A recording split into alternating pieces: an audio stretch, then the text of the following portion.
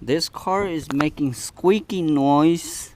Not sure it's bearing or something else. Okay, and I'm going to do a diagnosis to see where it's coming from. Okay, shut it off.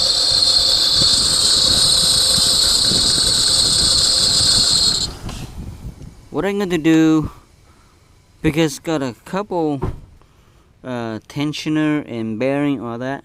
So what I'm going to do, I'm going to release the serpentine belt and let it run by the timing belts only to see if that noise disappear.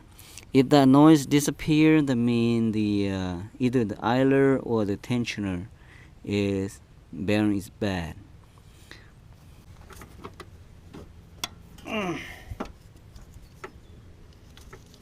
Alright, that's the belt.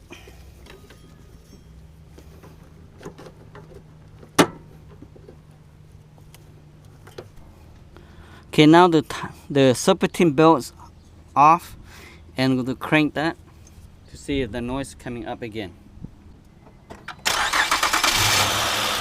Alright, see, without the serpentine belt, that means is something wrong with the idler or the tensioner bearing. I'm going to replace that. So on this tensioner bearing here looks, look pretty good, but make noise. And the idler bearing down there looks pretty good, but make noise. So I'm going to change both. But how do I take it off? There's a two bolt holding it. Okay, one is maybe you can't really see. This bolt right here holding the bearing, and there's another bolt down there holding the tensioner.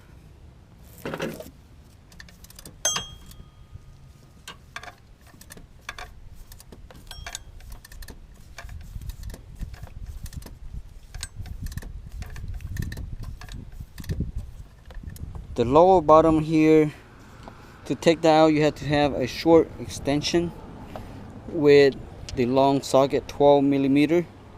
Otherwise you cannot reach down here, see, to get that, to have enough room.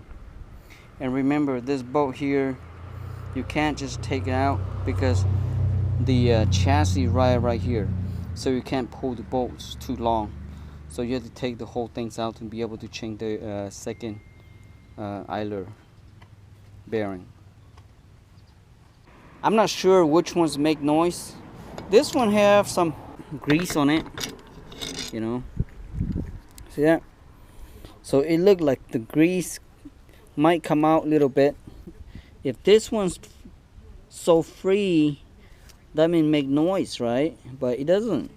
So I still don't know why it still make noise. So this one's same thing. See that?